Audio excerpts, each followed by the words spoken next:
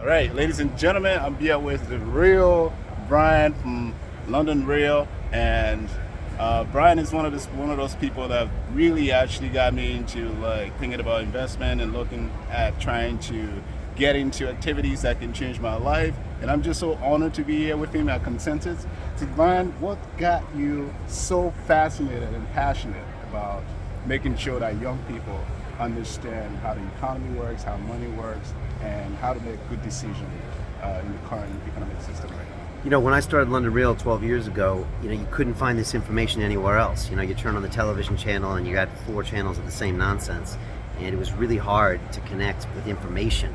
So we wanted to kind of democratize information and give people the choice to learn about, Wim Hof breathing or Robert Kiyosaki talking about business, and have all these unconventional points of view that people could just have on tap. And so I went out there searching myself for all the answers, and then I just broadcasted out to people to see if they were interested, and it just kind of grew and grew and grew.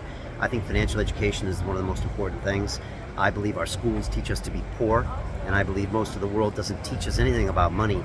And if you don't have a relationship with your money, I don't think you have a relationship with being human.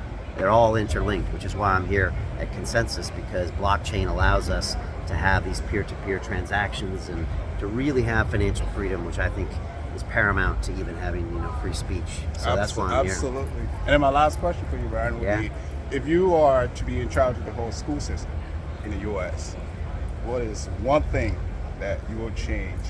Well, first of all, we make Robert Kiyosaki the superintendent, right? Author of Rich Dad Poor Dad. We start playing his board game, Cash Flow, which my kids are playing with me right now. And we just start teaching people about money, Why don't we teach money in school? You're teaching these kids chemistry and Spanish and, ancient Roman history. Why aren't you teaching them about money? Social studies. It makes you really wonder, think about that. Why not? So we change that right away, make it more entrepreneurial. And that's got to be the future, and that's probably what's going to fix this country, fix the world. Absolutely. And then just to cut to my last question for you would be: you think the concept of that teaching money in school is intentional? Look, I'm not a conspiracy theorist. I leave that to my guests on London Real.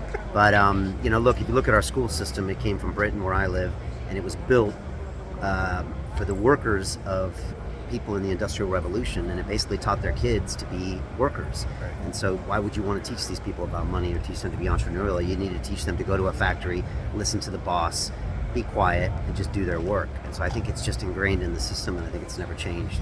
But we can change it now. We've got information everywhere. So There's no excuse now, especially with channels like mine, the information out there, you can do it.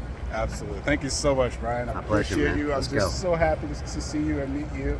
And I'll probably see you around at the conference. So Sounds good, man. Let's do it. Thank you, sir.